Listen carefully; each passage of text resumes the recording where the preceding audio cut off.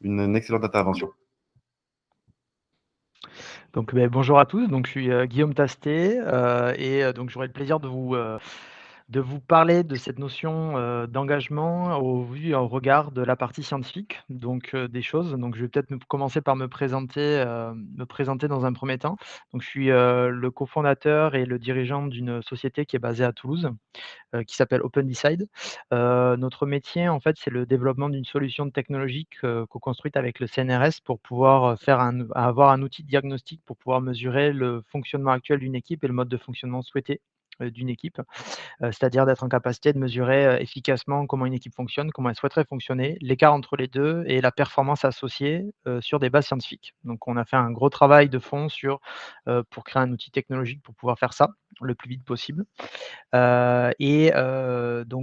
Du coup, c'est l'idée d'OpenDecide, c'est de pouvoir déployer, un outil qui permette d'aligner.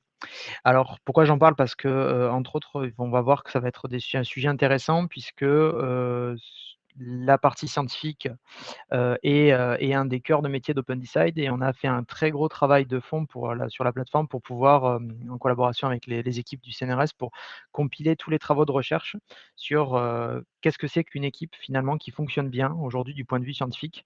Donc on a fait un travail de compilation depuis les années 1943, sur tous les travaux de recherche, qu'on ne peut trouver quoi, dans l'humanité. Qu'est-ce qu'on sait sur une équipe qui fonctionne bien? Et c'est assez passionnant quand on se penche vraiment à fond dessus et ça a permis du coup d'aboutir à ce que je vais vous montrer. Alors l'idée c'est aujourd'hui, c'est pas simplement de vous montrer des choses du point de vue scientifique, mais c'est aussi vous montrer des retours de terrain.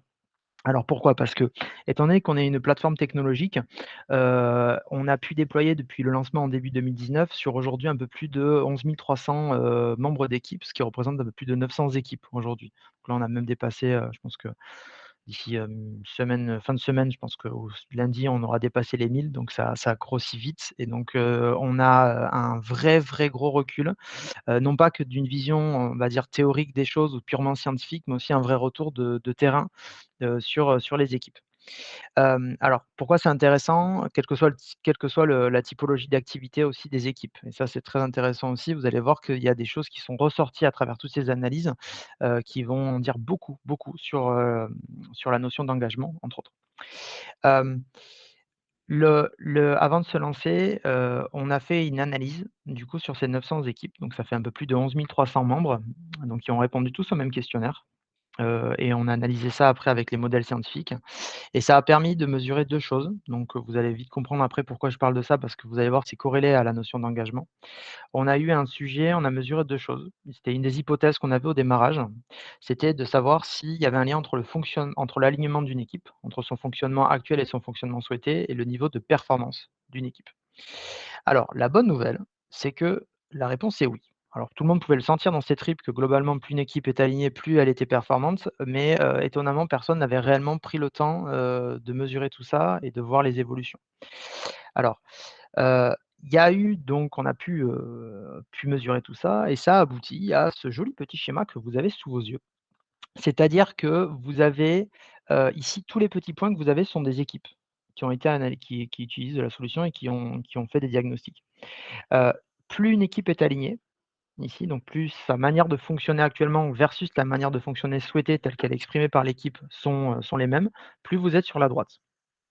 Et ce qui est intéressant, c'est que plus vous êtes aligné, plus l'équipe va être de plus en plus performante. Donc ça, c'est très intéressant. Pourquoi? Parce qu'à la fin, on finit par aboutir à ce carré vert ici, qui correspond globalement à l'idéal d'équipe aujourd'hui du point de vue scientifique. Donc l'équipe idéale existe aujourd'hui du point de vue scientifique. En tout cas, on a une vision de plus en plus précise de quoi elle ressemble. C'est-à-dire que globalement, les collectifs humains aujourd'hui, à travers le monde, a priori, ça serait indépendant de la culture d'origine. Donc ça serait quand même énorme. Ça veut dire qu'en gros, c'est des humains qui travaillent ensemble, et globalement, les humains chercheraient à peu près toujours à créer, des équipes qui ressemblent à peu près toujours à la même chose, pour faire simple. Donc là, c'est super bien, parce que ça ouvre des grosses perspectives pour le futur. Et donc ces équipes-là ici, ces équipes-là qui sont là, sont des équipes qui ressemblent à quoi?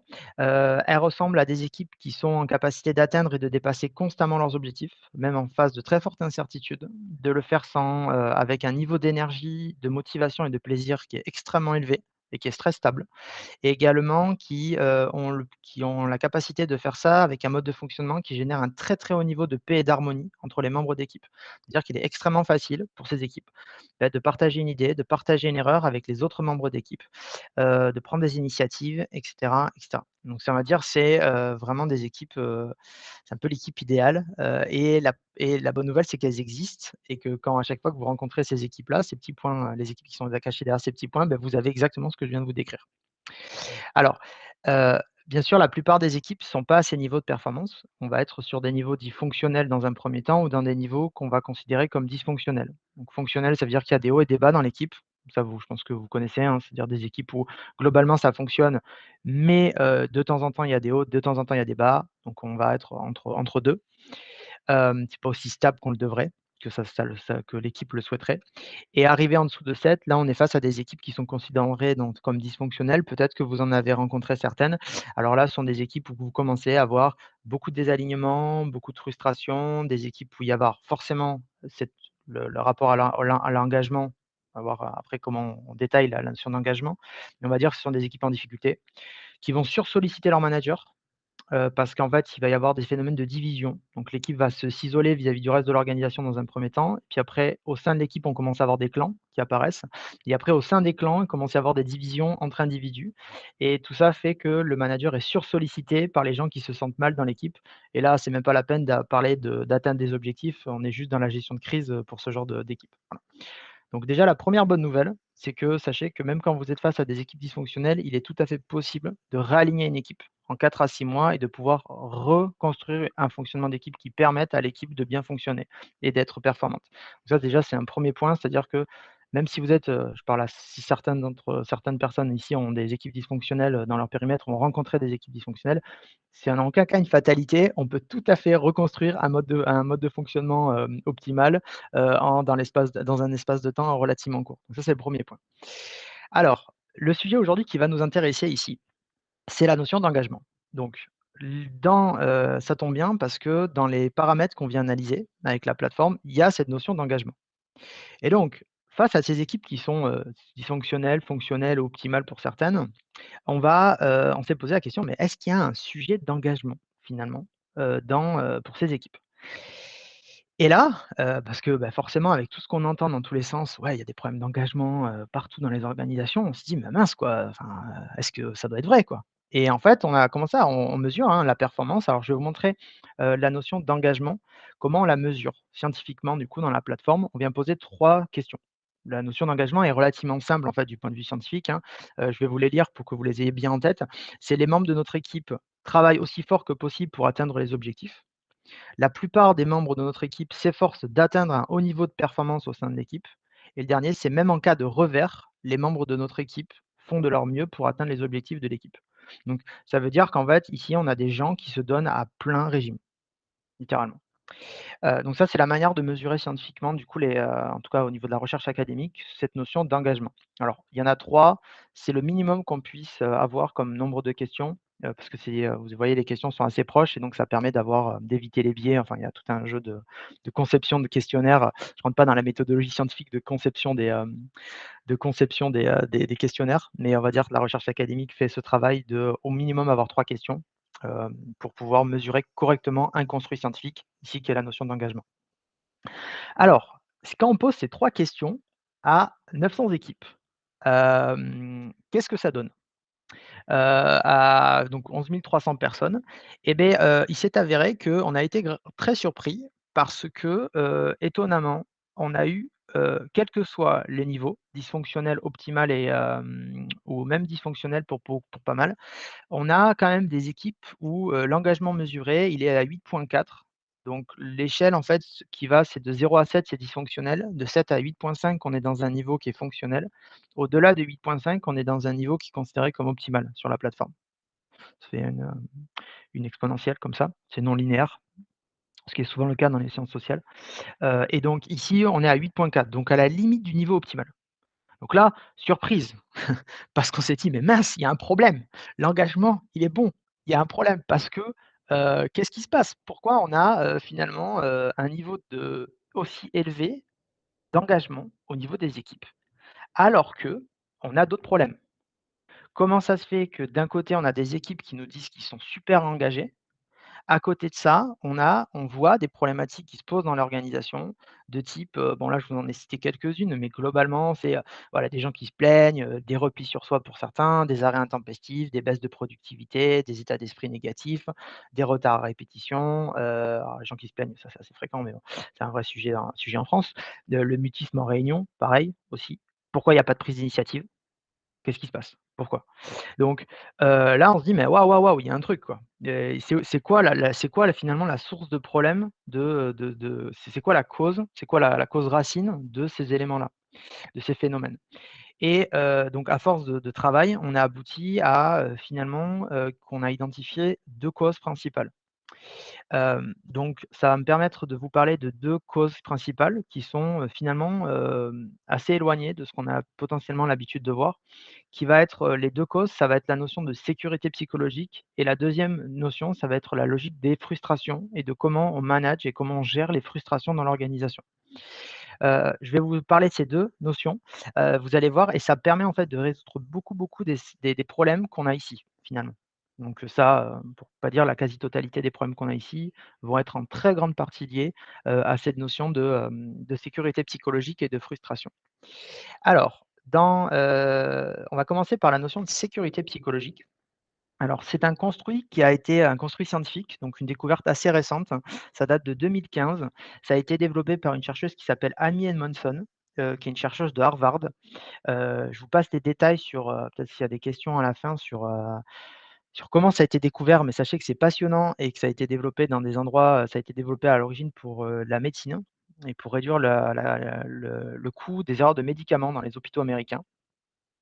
Donc la notion de sécurité psychologique, le constat en fait est le suivant, c'est que globalement, il n'y a pas grand monde, qui a envie de paraître ignorant, incompétent, intrusif et négatif et que de facto, notre cerveau d'humain fait que, on a une stratégie qui est assez simple qui est, finalement de se dire que quand je veux pas paraître ignorant, j'ai peur de paraître ignorant, ben je vais pas poser de questions. Si je suis pas sentir, si je me j'ai pas envie de me montrer incompétent, donc j'ai pas envie d'admettre mes faiblesses et mes erreurs ou mes limitations et idem pour l'intrusif, je veux pas donner mes idées, logique, pas de risque et négatif, ben je vais pas critiquer le statu quo. Donc naturellement, ces peurs au sein d'une équipe peuvent engendrer un repli important de l'équipe, et cette croyance finalement que c'est possible, c'est autorisé dans notre équipe et c'est OK de pouvoir avoir ces peurs et de pouvoir les traiter et de pouvoir en parler avec les autres membres d'équipe et beh, c'est ça qui va permettre du coup d'expliquer une notion qui est importante, c'est cette notion de sécurité psychologique. Alors, la sécurité psychologique, telle qu'elle a été définie par Amy Edmondson, c'est une croyance collective au sein d'une équipe qu'on peut se permettre de prendre des risques interpersonnels. Alors, ça veut dire quoi, ça prendre des risques interpersonnels? Quand vous partagez une idée ou que vous partagez une erreur avec les autres membres d'équipe, c'est une prise de risque, exemple. Donc ça veut dire que quand vous êtes en réunion et que quand vous devez dire que vous n'êtes pas d'accord avec le chef, par exemple, parce que vous voyez qu'il y a un problème qui est en train de se passer et qu'on est en train de prendre on va droit dans le mur avec cette histoire, que c'est très bien dans la théorie, mais que dans la pratique, ça va pas passer.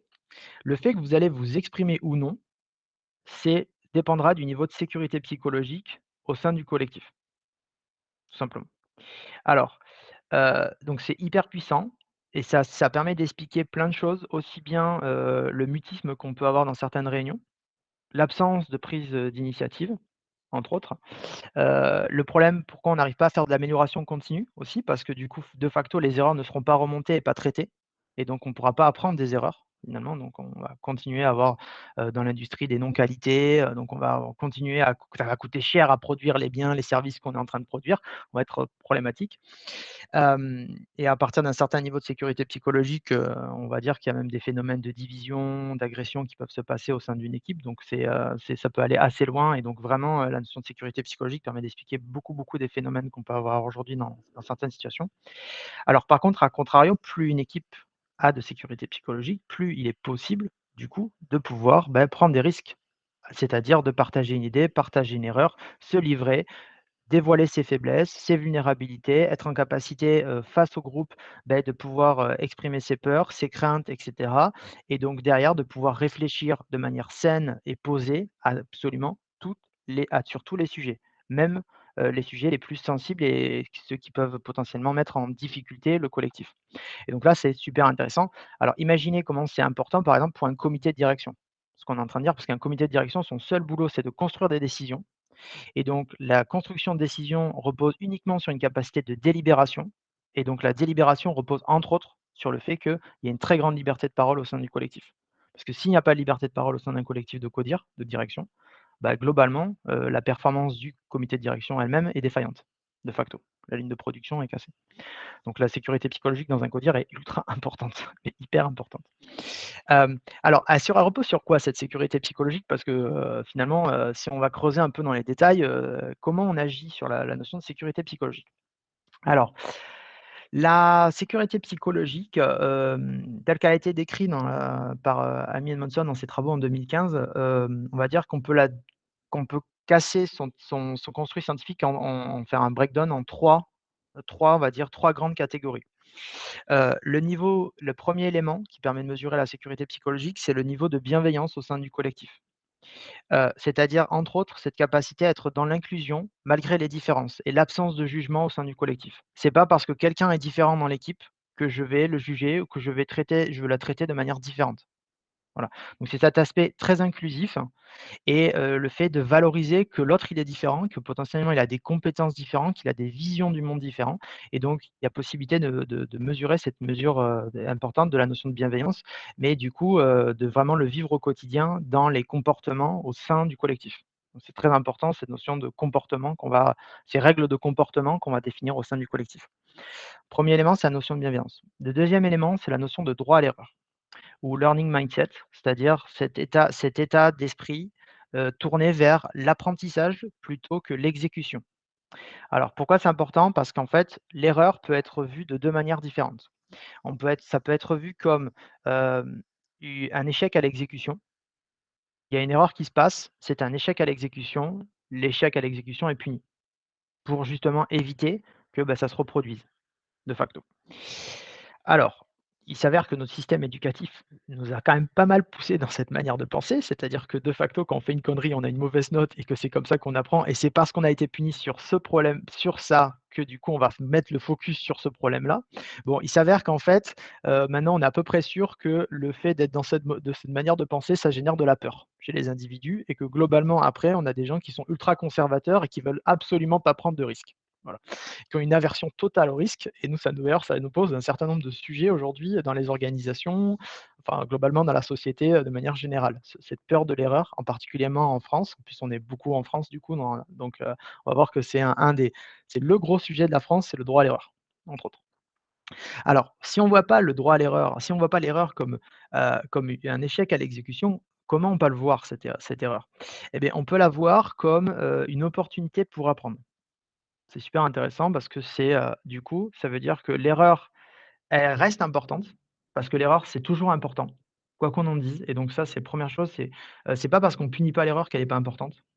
Donc c'est le 1er point, donc déjà d'un rapport à peu près sain à l'erreur. L'erreur reste importante et elle est d'autant plus importante qu'on va apprendre d'elle. En fait et donc les collectifs qui sont au niveau optimal de performance que je vous ai montré au démarrage, sont des équipes qui ont justement, alors eux, c'est presque l'inverse, c'est-à-dire qu'ils vont chercher les erreurs. Ils font la chasse aux erreurs, à se dire: «Où est-ce que je vais pouvoir apprendre? Est-ce qu'il y a un truc qui a dysfonctionné, qui va nous permettre d'être encore meilleurs demain?» Donc ça, c'est, souvent ce qu'on peut retrouver dans les équipes optimales. C'est un mindset, voilà, c'est très, très, très, très intéressant, cette culture de l'optimisation, à travers les erreurs, donc que certains collectifs au niveau optimal, de performance ont. Alors, cette droit à l'erreur ici en France, on a, alors je vais revenir après sur les mesures qu'on a en France, et ce que ça peut donner, du coup en matière de notes, au global, au niveau national, au niveau de la France. Le dernier élément, c'est la notion d'humilité. Alors, l'humilité, c'est globalement au sein d'un collectif, accepter que, c'est OK de ne pas tout savoir, faire et de pas tout savoir, de manière générale. C'est accepter du fait de savoir, se dire que, je suis limité et que j'ai besoin des autres. et que je suis pas Dieu sur terre et que je peux pas tout régler. Je peux pas tout régler par moi-même et donc de nature, je peux, reposer sur les autres. Alors les scientifiques qui sont assez malins pour mesurer l'humilité, heu, ils demandent très souvent savoir si c'est facile, par exemple, de demander de l'aide au sein de l'équipe. Voilà. Alors pourquoi? Parce que, si les gens en fait, de manière générale, si vous avez pas d'humilité, vous demandez pas d'aide, tout simplement. Plus il y a d'ego, moins il y a d'entraide. Parce que tout le monde est en capacité de croire qu'il peut tout faire tout seul. Voilà. À contrario, plus il y a d'humilité, plus les gens vont demander de l'aide et s'entraider. Voilà, effectivement. Voilà. Alors j'ai pas le temps d'y rentrer dedans, mais on mesure aussi la volonté individuelle d'entraide. Alors c'est particulier parce qu'en France, on a une très forte volonté d'aider l'autre. Donc ça vient, on le voit d'ailleurs sur nos frontons, il y a marqué fraternité, donc on valorise le fait d'aider l'autre. Donc les gens individuellement vous disent: «Ouais, moi je suis prêt à aider l'autre» et dans le collectif, les gens s'entraident pas. Parce que justement, il y a un problème d'humilité, très souvent, très souvent. Donc c'est-à-dire qu'en fait, il y a beaucoup d'offres, mais il y a peu de demandes. Tout le monde a envie d'aider l'autre, mais personne n'ose demander de l'aide.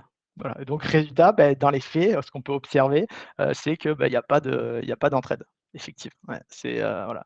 Là, le leadership a un rôle très important à jouer, la posture du manager en particulier, qui est le premier à demander de l'aide, en particulier sur ces éléments-là. C'est un des premiers éléments, là, on a vrai, besoin d'avoir une image représentative du leader qui, entre autres, incarne, ces éléments-là, en particulier d'humilité. De demander de l'aide et d'avouer que, voilà, à un moment donné, on ne sait pas tout et qu'on a besoin les uns des autres. Pour ça qu'on travaille en équipe d'ailleurs. Alors, si on revient aux moyennes nationales, ce qu'on peut voir ici, c'est que c'est, super intéressant parce que, en France, on a globalement, de très bonnes notes en matière de bienveillance et d'humilité. Alors bien sûr, ça dépendra des collectifs, mais globalement, c'est quand même des choses qui posent rarement problème, finalement, l'humilité, la bienveillance. Par contre, on est assez fabuleux puisque vous voyez que le droit à l'erreur ici à 7,4 et il y a beaucoup de collectifs qui sont en dessous de 7. Donc là, les gens viennent au travail avec la peur au ventre de faire une connerie, littéralement, au quotidien, donc là, c'est vraiment, panique. Alors c'est la culture française, elle est fabuleuse pour ça. C'est-à-dire qu'on peut tout à fait être bienveillant avec les gens, mais dès qu'il y a une connerie qui est faite, on lui tombe sur la gueule et c'est tout à fait normal. Mais après, on va boire un coup ensemble parce que c'est cool.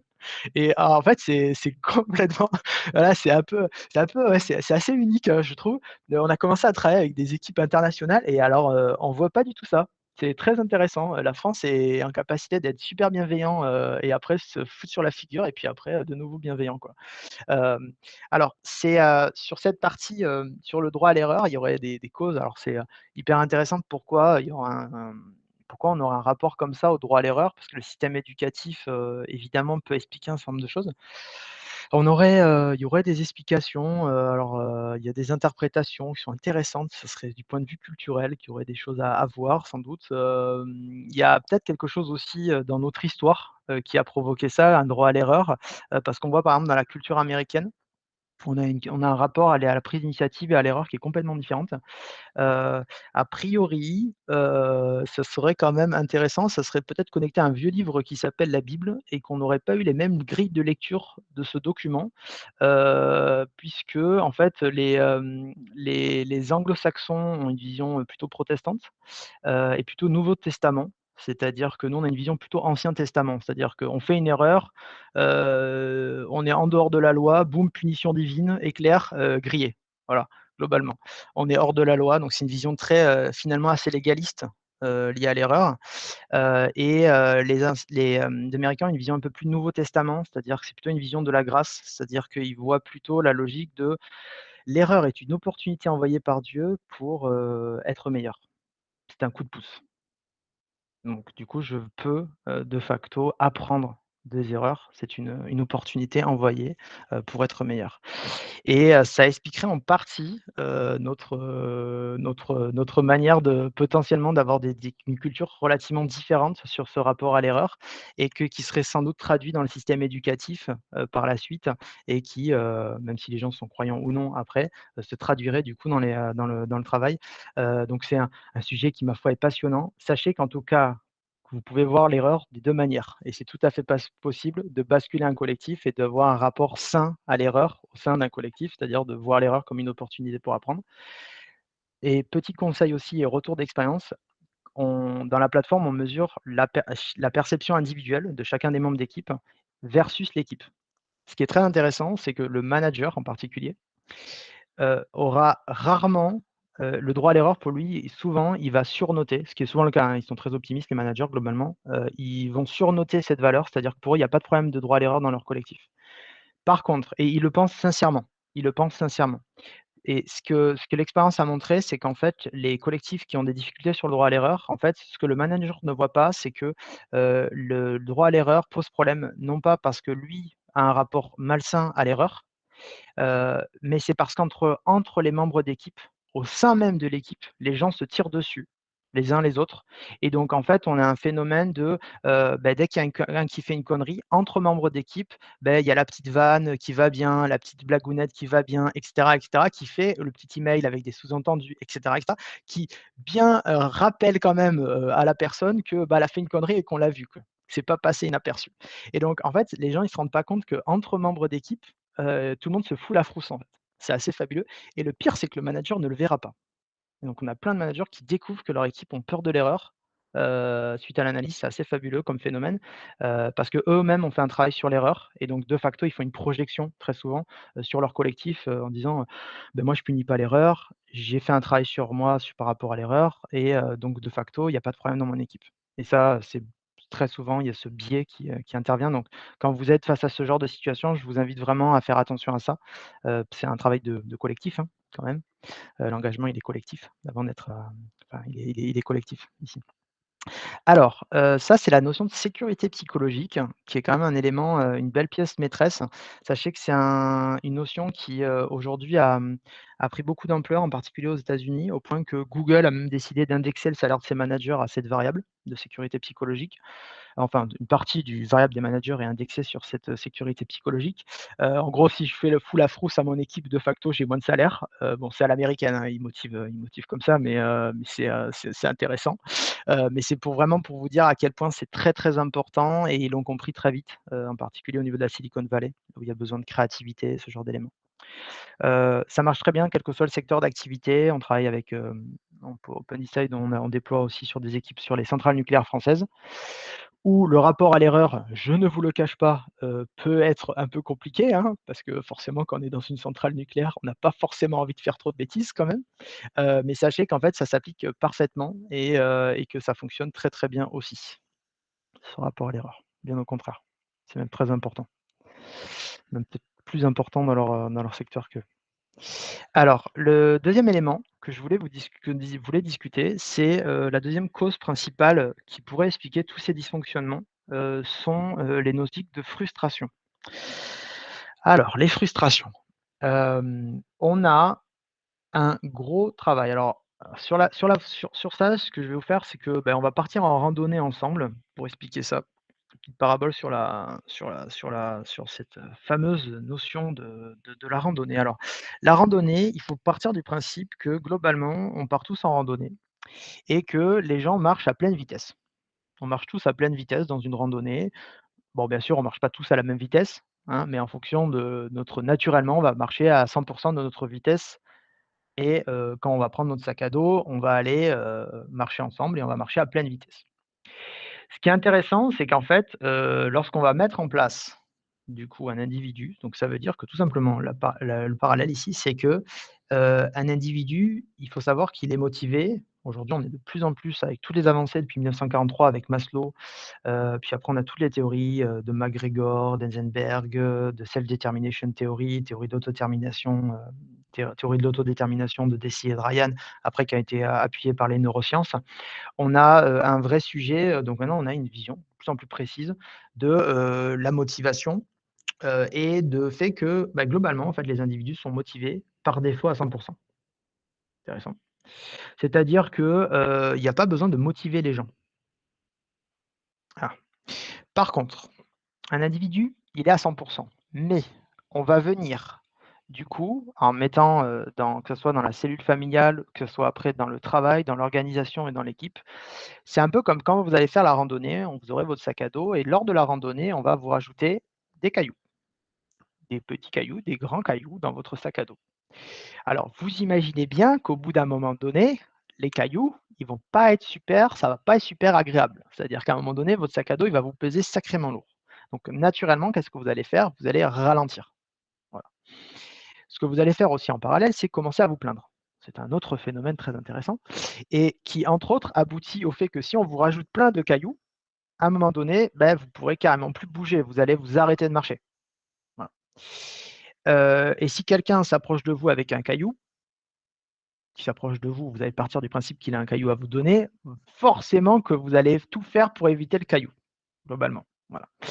Alors, et si le sac à dos, il est trop lourd et qu'à un moment donné, vous pouvez vous arrêter. Donc là, vous êtes face à des personnes qui n'ont plus d'énergie, littéralement. Elles ne peuvent plus donner, vous leur demandez, elles ne peuvent plus faire et elles peuvent vous le dire sincèrement que, elles ont envie de donner, donc elles sont engagées. On revient à cette première notion d'engagement. Elles sont engagées, elles ont envie de donner le meilleur d'elles-mêmes. Elles vont tout faire pour donner le meilleur d'elles-mêmes, mais elles ont tellement peu d'énergie, elles ont plus d'énergie en fait. Elles arrivent plus à avancer. Même si dans leur cœur, elles ont envie d'y aller. C'est ça qui est paradoxal en fait. C'est comme si on leur avait drainé toute leur énergie et que du coup, elles avaient plus cette capacité à pouvoir donner cette énergie, à l'extérieur. Hem et donc ces personnes-là, bah, si à un moment donné même le sac à dos devient trop lourd, bah, soit elles restent sur place, donc ça veut dire qu'elles restent en poste, mais elles ont plus cette capacité à contribuer au collectif. Ou deuxième possibilité, ça devient tellement lourd, le sac à dos, qu'elles décident de jeter le sac à dos et de se barrer. C'est souvent la méthode que beaucoup de jeunes préfèrent, voilà, parce qu'ils aiment pas trop la frustration et hop, on dégage le sac à dos et on va voir dans un endroit si l'herbe est plus verte et s'il y aura moins de frustration dans un autre endroit.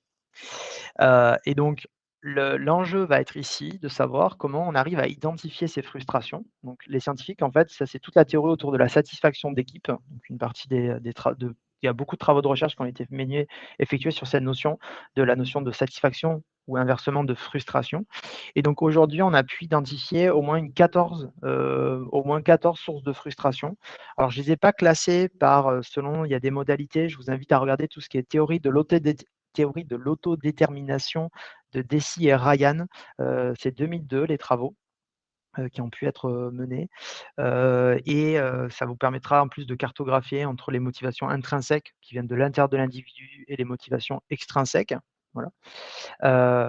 Éventuellement, j'enverrai des éléments, je crois que il faut que je mette à jour un post LinkedIn où j'ai fait le résumé de tout ce que je viens de vous dire sur toutes les théories possibles depuis, Maslow en 1943.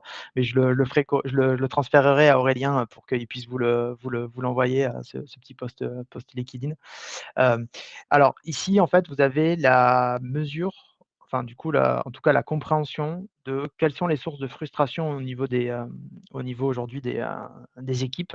On mesure aujourd'hui 14 sources de frustration possibles. Je vais vous donner le top 3 des frustrations aujourd'hui en France. Hem, alors étonnamment, la reconnaissance des managers n'est pas un problème et donc c'est super intéressant, même c'est les managers font bien leur boulot et ça c'est cool. Alors dans les 3 sources de frustration principales, ou alors si je vais vous faire même, vous voyez 35, je peux vous faire l'explication des 14 très rapidement. Marge de manœuvre. Je vous prive du fait que vous puissiez faire votre travail avec la liberté en toute autonomie.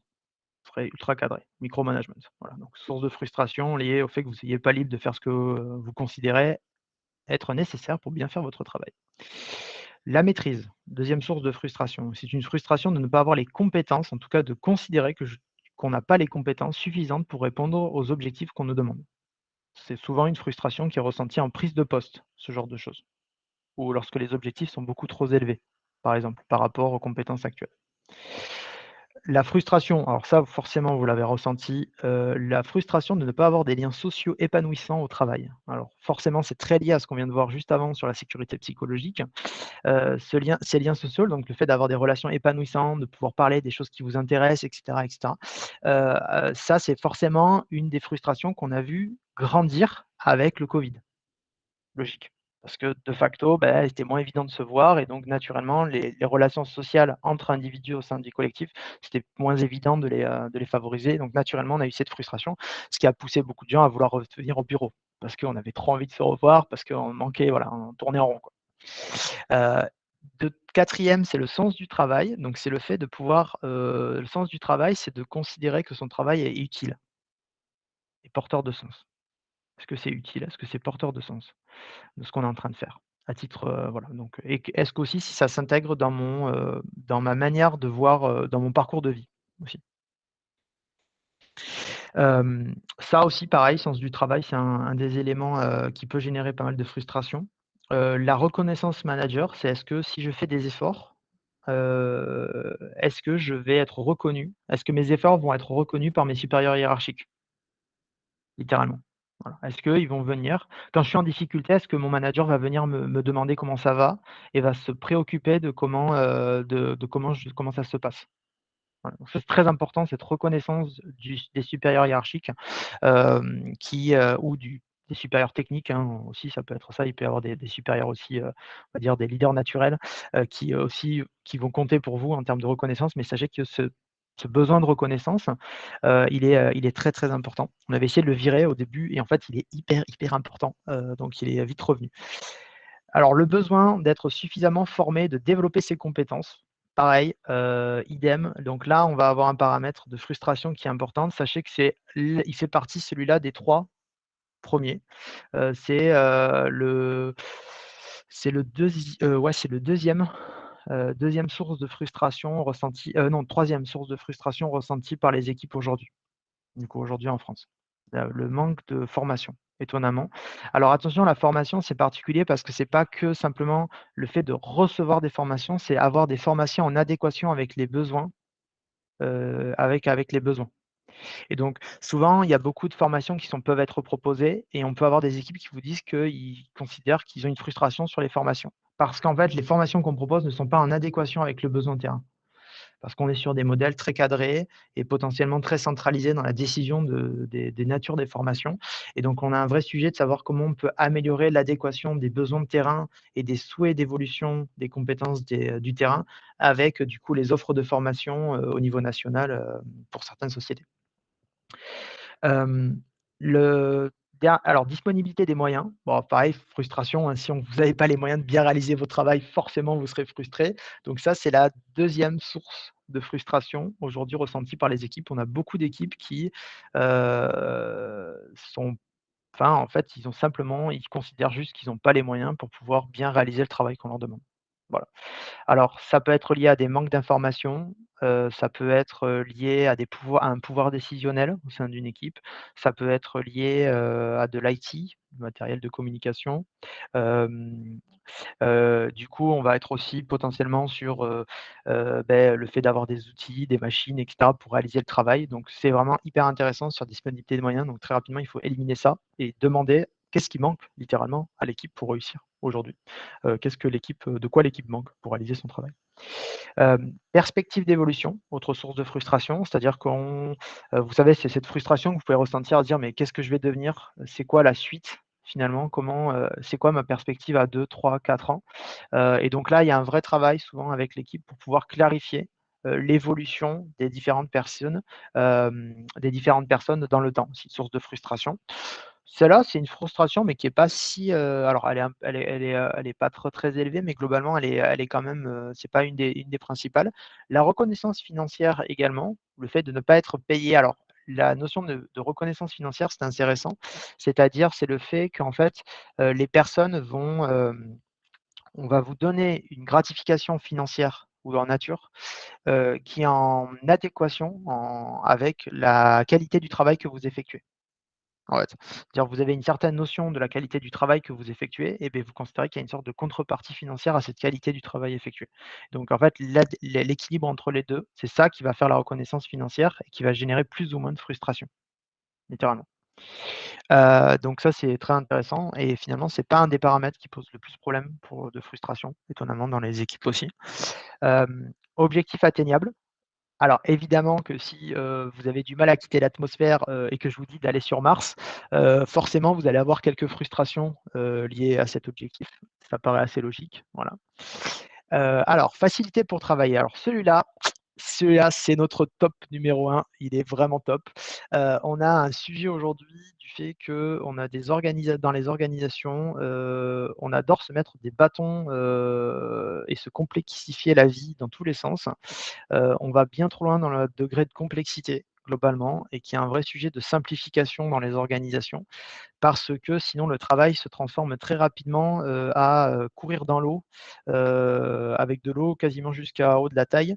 Alors c'est possible, mais c'est pas très agréable et on peut pas courir très longtemps dans cette situation et donc on a le sentiment vraiment de courir dans la boue, et c'est loin d'être très agréable. Certains, chercheurs parlent de travail empêché. Qui peut être présent, c'est-à-dire qu'on empêche les gens de travailler. Voilà, de réaliser le travail. Alors, voilà, trop de règles, trop de validation et cetera font qu'à un moment donné, trop de complexité. Voilà. Le fait aussi d'aller dans une culture où parfois on va trop dans le consensus, ça pose aussi des problématiques de facilité pour travailler parce que quand on doit demander l'avis absolument à tout le monde, comment dire? C'est un peu compliqué, quoi.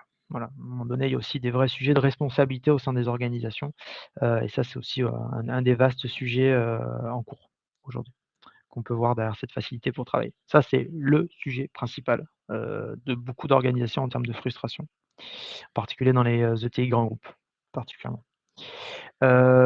Confiance dans la capacité à réussir, donc ça, c'est la frustration que vous pouvez ressentir, parce que, vous avez plus confiance. Vous dites: «Ouais, on ne va pas y arriver».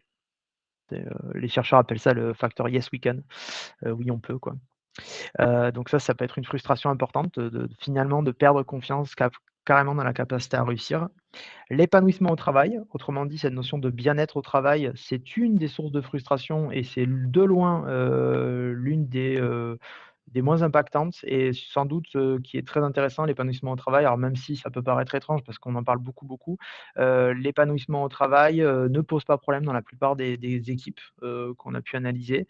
On va plutôt avoir plutôt des problèmes, des vrais problèmes, genre la disponibilité des moyens, la facilité pour travailler, ça, rien que ça, je peux vous assurer que déjà, s'il y a un travail qui est fait sur ces 2 paramètres, les gens, ils se sentent beaucoup, beaucoup, beaucoup mieux au quotidien.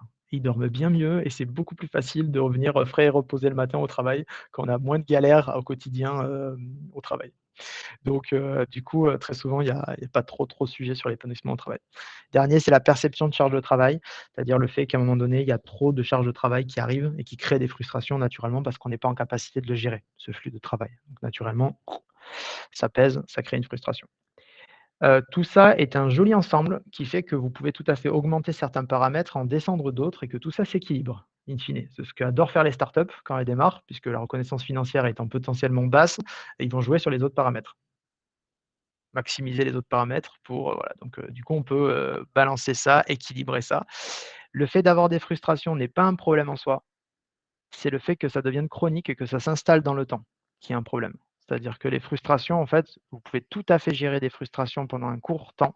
Par contre, si ça s'installe chroniquement dans l'organisation du travail, là, c'est un problème et donc là, petit à petit, beh, l'énergie de l'équipe, du collectif va être drainée au point qu'à la fin, quand vous demandez des choses, beh, il y a plus rien qui est fait, quoi.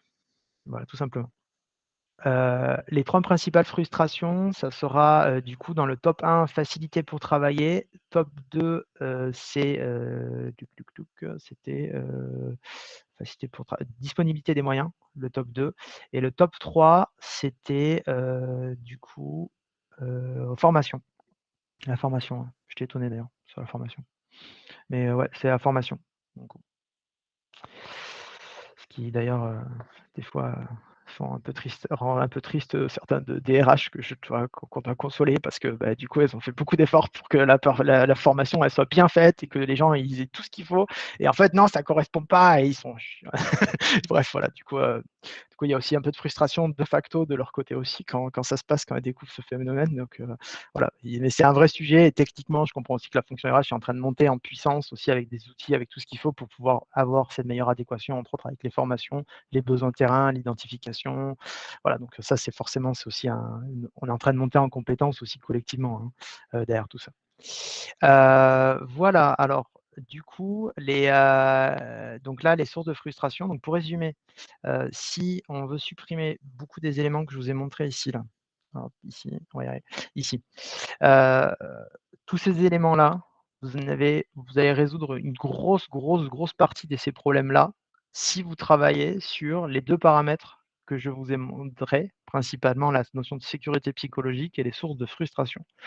L'engagement n'est pas un problème, vous allez avoir en face des gens, la plupart du temps, des gens sont de bonne volonté et ils ont envie d'y aller, ils ont envie de se donner à fond. Par contre, s'ils ont peur et s'ils sont frustrés, s'il n'y a pas de sécurité psychologique et s'il y a beaucoup de frustration, ben, on ne pourra pas faire grand-chose avec eux, littéralement. Et du coup, parce que je me suis un peu amusé quand même, j'ai mis un Astérix Obélix. En plus, il y a un sac à dos et du coup, j'ai réussi à trouver Astérix Obélix, engagez-vous, engagez-vous et avec un sac à dos en plus, donc je suis assez fier de moi quand même. Et alors voilà, le focus que je voulais vous partager sur ces éléments-là, c'est vraiment de l'engagement n'est pas vraiment le problème principal et que ce que je vous invite à regarder dans un premier temps, c'est ces notions de sécurité psychologique, qui est vraiment, l'un des éléments, critiques et primaires qu'il va falloir adresser en priorité au niveau de l'ensemble des collectifs, hein. Et dans le second temps, aller déminer et là je parle d'identification et d'éliminer, méthodiquement, alors, dans l'armée, ils parlent de search and destroy, mission search and destroy, donc c'est, recherche et destruction. C'est littéralement ça, c'est une chasse aux méthodiques, aux sources de frustration de l'ensemble des collectifs. Donc c'est un listing et une élimination successive de toutes les sources de frustration. Si vous faites ça, vous allez libérer un potentiel énorme dans vos équipes. Ceux qui ont compris ça très vite, c'est Google. Google, ils ont fait un travail, spécifique d'élimination des sources de frustration, pour éliminer toute source de frustration au point de rendre extrêmement potentiellement addictif le travail. Ça, c'est un autre effet qui ouvre une autre possibilité sur la notion de surengagement, c'est-à-dire que le fait que quand vous supprimez tellement de frustration au travail, c'est tellement plaisant d'être au travail, c'est qu'à la fin, ça devient plus plaisant d'être au travail qu'être en famille et que du coup, de facto, vous allez avoir plus de plaisir à travailler qu'à être avec votre famille potentiellement et donc vous allez vous cramer au travail parce que c'est trop cool et donc ça, on le voit dans les startups, on n'a pas trop de problèmes de désengagement, mais on a des vrais problèmes de surengagement potentiellement. C'est-à-dire que les gens, ils trouvent ça tellement cool, ils travaillent tellement fort qu'à un moment donné, ils se crament. Donc il y a un vrai sujet aussi potentiellement et ça sera pour la suite peut-être, aussi de faire, de mettre en place justement des règles de vie pour justement éviter, le fait qu'à un moment donné ça parte, en échelle ouverte et qu'il y ait une logique de surengagement et que ça finisse en burn-out. Donc là, il y a pareil, il y a des règles de vie au sein des collectifs à mettre en place pour justement, le droit à la déconnexion en fait partie, pour justement permettre à un moment donné d'arrêter cet engagement, quoi. De faire et peut-être réintroduire, c'était en tout cas quand j'ai parlé avec Google, ils étaient déjà en train de réfléchir à réintroduire potentiellement des frustrations, pour justement, éviter le surengagement parce qu'au bout d'1 an ou 2, les gens ils se cramaient en fait dans certaines équipes et ça leur posait un problème pour eux, du coup. Voilà, ça c'était un peu l'effet qui se coule qu'ils n'avaient pas forcément prévu.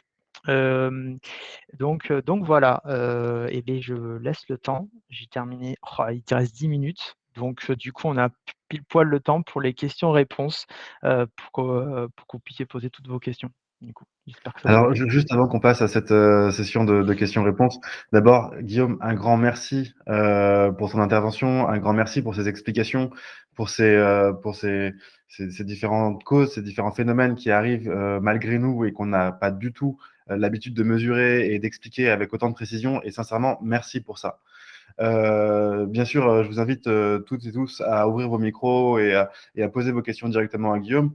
Spontanément, j'en aurais une, Guillaume, à te poser. Tout à l'heure, tu parlais, avec l'image de la randonnée, de la possibilité pour un collaborateur qui ne se sent plus engagé dans l'équipe, soit de se poser et de ne plus contribuer finalement au collectif et d'être moins proactif, ou alors tout simplement de lâcher le sac à dos et partir. Est-ce qu'il y a d'autres issues finalement pour ce type de collaborateurs qui ont du mal à rattacher les wagons ou en tout cas qui se sentent frustrés ou qui se sentent un peu détachés du collectif? Ouais, en fait, il faut, du coup, en fait, la solution, elle est assez simple, c'est l'identification, la suppression des frustrations. Souvent, c'est pas des frustrations qui sont typiques uniquement sur le collaborateur en question. En fait, souvent, ce sont des logiques plus systémiques. Donc, en fait, souvent, ça s'adresse au niveau du collectif et du fonctionnement de l'équipe, très souvent. Par contre, il y aura un effet qui peut être très vicieux et qu'il faut faire très attention, c'est que quand il y a une personne dans un collectif qui est à ce stade-là, arrêtée, qui en peut plus, vous aurez toujours des bonnes âmes, au milieu de ce collectif qui vont tout faire pour, jouer le rôle de sauveur et qui vont prendre du coup toutes les frustrations de la personne et essayer de la libérer de ses frustrations Et là, vous avez pas une personne en difficulté, mais potentiellement 2 parce qu'il y en a une qui va faire, 2 fois le travail de l'autre et qui va se cramer pour l'autre. Alors c'est très bien, hein, c'est très positif comme approche, mais en fait non, parce que résultat de l'histoire, vous avez 2 personnes en difficulté au lieu d'1, alors qu'il faut traiter le sujet plutôt de manière, systémique en fait, au global de l'équipe. C'est le Global de triangle de l'équipe. Cartman, en fait, et parce que si effectivement on a un Oui, sauveur, on a forcément une victime et quelque part on aura un bourreau. Donc si on reste dans ce triangle-là sans en avoir conscience, effectivement, à mon avis, ouais, donc ce que tu conseilles, c'est vraiment de regarder au niveau, des frustrations, comment on les enlève et puis au niveau du collectif aussi pour voir si ces frustrations ne concernent pas d'autres membres ou alors, même pire que ça, l'ensemble de l'équipe. Mais bon, OK, c'est très ouais, clair. Merci beaucoup. voilà. Et bien sûr, il y a des frustrations qui s'accumulent entre le perso et le pro, donc forcément, un individu peut supporter jusqu'à un certain niveau de frustration, le problème, c'est qu'au boulot, on ne peut pas forcément voir toutes les frustrations qu'une personne ressent, au niveau perso et après arrive au travail et ressent d'autres frustrations et donc en fait, les 2 peuvent se cumuler et du coup, vous avez une personne qui pète un câble, et vous comprenez pas pourquoi, mais parce qu'en fait, quand vous regardez sa journée, et qu'en gros, la galère c'est la galère parce qu'il fallait déposer les gosses, qu'il y a rien qui s'est passé, la voiture est tombée en panne et cetera et qu'arrivé au travail, c'est engueulade parce que, il y a pas le travail qui a été correctement fait, parce que la personne est arrivée à la bourre. Bah, du coup, voilà quoi, ça forcément que la personne ne va pas réagir naturellement, bien quoi. Donc c'est pour ça aussi, je pense que la porosité, le fait d'être compréhensif dans les frustrations, pro et perso et d'avoir une vision un peu plus globale. Je pense que ça va aussi être une évolution. On va être plus dans la transparence et plus dans l'humilité de se dire, que, bah, oui, on est des êtres humains, pro et perso et en fait les 2 peuvent c'est rester un être humain uni, dans l'expérience de vie quoi. Donc, de facto, faut le prendre en compte, et je pense que notre époque est en train petit à petit de le considérer. Surtout que depuis qu'on mélange notre bureau avec notre maison ou notre maison avec notre bureau, je sais plus trop, mais, bref, du coup, naturellement, on est en train de faire ce travail. Forcé, mais Bah, merci beaucoup pour ta réponse. Merci. Bien évidemment, si vous avez des questions, Amélie, Julie, Stéphanie, Anne, n'hésitez pas à prendre la parole directement. Non, moi je vais juste déjà vous remercier parce que j'ai trouvé ça précis et puis éclairant, inspirant. Voilà.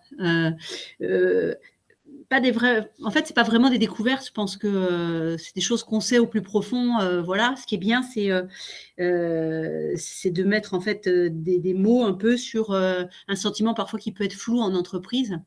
oui, Et moi qui interviens beaucoup en transverse sur du consulting et du coaching, ça fait sens. Hein, et cette histoire de formation qui ressort, je ne suis pas surprise parce que très souvent, en fait, le niveau d'information sur les formations qui peuvent être à disposition des salariés au niveau de l'entreprise avec ou sans RH, il est faible, quoi. Il est faible et donc les salariés viennent passer un entretien annuel ou voilà et on leur dit tu as besoin de formation, bah qu'est-ce que vous me proposez? Ah, il faudra qu'on regarde. Et là, c'est cramé. Enfin, je veux dire, voilà. Et on tourne beaucoup sur de la formation obligatoire protocolaire parce que ça permet de poursuivre un processus de travail, en fait. Et je ne suis pas surprise que ça nourrisse pas parce que les gens me disent, bah oui, bon, moi, je fais un SST ou je fais... parce qu'en fait, oui, parce que sinon, qui va l'être? Ou si j'ai pas mon PKCS truc, l'activité va s'arrêter.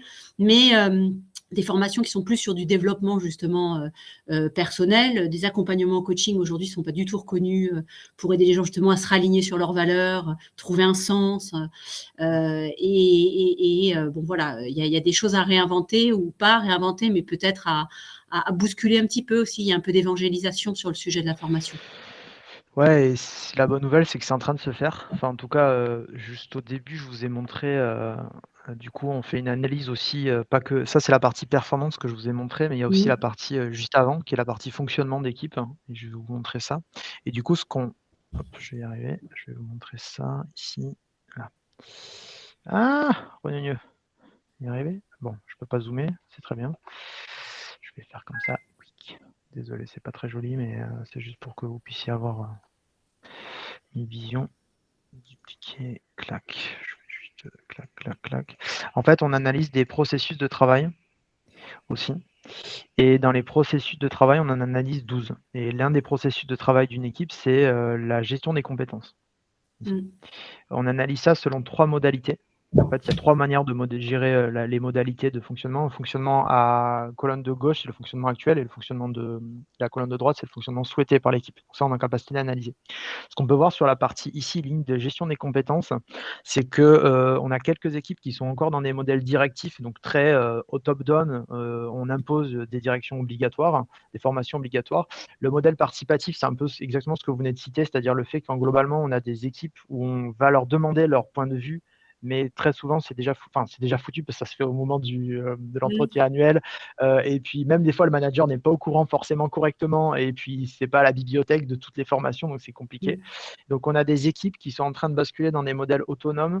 Alors souvent, ce qui est en train de se passer, c'est qu'il y a les équipes qui ont le souhait d'être beaucoup plus autonomes. Les membres d'équipe sont beaucoup plus autonomes dans la gestion des formations via des systèmes où ils peuvent s'inscrire eux-mêmes aux formations et chercher ça. Il y a des sessions, des pratiques aussi collectives d'introspection collective, de dire quelles sont les compétences qui nous manquent dans notre équipe qu'on pourrait développer. Et ça inclut forcément des éléments autour des soft skills, ce genre des éléments. Il y a des éléments, bien sûr, par exemple, ici, il y a la gestion des tensions, par exemple, comment on gère les tensions au sein du collectif, entre membres d'équipe, comment on résout les tensions, voilà, ce genre d'éléments, la gestion des activités, enfin, il y a plein d'éléments qui font qu'en fait, c'est des choses qui vont être portées par le collectif. On a des collectifs, par exemple, qui ont décidé de monter quelqu'un en compétence sur l'intelligence artificielle ou sur le biomimétisme, par exemple, parce qu'on savait que c'était une compétence qu'on allait avoir besoin dans le futur, collectivement parlant. Voilà. Et ça, il y a beaucoup d'équipes qui sont en train de faire cette bascule, et aussi le développement d'un autre phénomène qui est le développement de coaching par les pairs. De plus en plus, c'est-à-dire en interne de l'organisation et au sein même de l'équipe, le fait de valoriser beaucoup plus le feedback et le fait que en fait il y ait du forme de développement pair à pair et des pairs qui tournent dans le collectif pour faire monter en compétence les individus et transférer les compétences aussi. Ça, c'est des pratiques qu'on voit apparaître du coup en ce moment. Beaucoup. Je ne sais pas si ça aide, mais c'est des tendances très fortes en ce moment-là. Est-ce que vous avez peut-être d'autres questions? Je vois qu'il y a des personnes qui sont en train de quitter la réunion parce qu'on arrive à la fin de l'heure, mais n'hésitez pas évidemment à amener vos questions, à poser vos questions à Guillaume. Et dans tous les cas, après, bien évidemment, vous recevrez le replay de cette intervention qui était vraiment ultra instructive, vraiment. Poser des éléments, encore une fois, sur des ressentis ou sur des notions parfois qu'on appelle de sciences molles, comme on appelle le management. Et là, pour le coup, on a une science réelle, tangible et une analyse scientifique, finalement, de ces phénomènes et de ces tendances. Et c'est à la fois source de compréhension, et c'est aussi rassurant de savoir que les problématiques qu'on peut être amené à rencontrer sont partagées aussi par d'autres, par beaucoup, et dans des contextes et des secteurs complètement différents. Et que des solutions sont aussi amenées. Quand tu parlais, Guillaume, tout à l'heure de Search and Destroy, c'est très guerrier comme vocabulaire, mais au moins ça annonce le thème. Mélissois, vous avez demandé à prendre la parole. Bien sûr, j'ouvre votre micro, évidemment. Si vous voulez poser une question à Guillaume. Je sais pas si, Ou peut-être souhaitez-vous la poser par chat. Je crois que le micro est coupé, non? Ouais, et je peux pas l'ouvrir à distance, du coup. Je peux pas réactiver votre micro, mais en tout cas, il y a des messages qui tombent de remerciements, Guillaume, pour toi, de la part Avec plaisir. d'Anne, de Julie. C'est possible d'unmute tout le monde, du coup? Tu peux faire ça? Je pense pas autoriser tous les participants à envoyer des messages, ça c'est possible, mais en revanche, j'ai pas la possibilité d'unmute tout le monde, de déverrouiller les micros de tout le monde d'un coup, mais par contre, n'hésitez pas à soit à poser votre question dans le chat, soit à ouvrir le micro directement. Oui, tu as pas mal de retours très positifs d'Amélie, de Laurence, et merci à tous pour vos retours. Mélissois, si vous voulez poser votre question, je vous invite à le faire directement en ouvrant votre micro ou par le chat.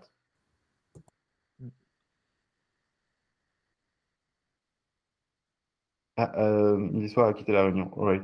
Il y a peut-être eu un bug. Mais dans tous les cas, parce que c'est vrai que des personnes sont connectées, déconnectées et reconnectées tout au long de la session, notamment pour des raisons de connexion, je pense.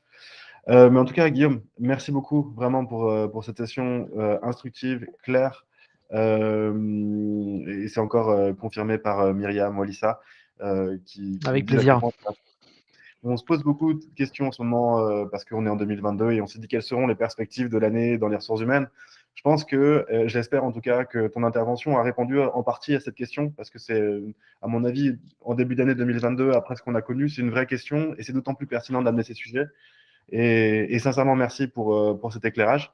On se retrouve bientôt pour une prochaine session, peut-être pour parler de surengagement. Ça, j'en serais absolument ravi. Oula. Et d'autres notions également que tu as pu amener, notamment les notions culturelles liées au travail, les notions liées à la culture et à la géolocalisation, enfin là on est localisé. Donc écoute, au plaisir d'une prochaine invitation. Pour les participants, vous avez aussi la possibilité de participer aux prochains événements lorsque vous recevez les invitations par mail.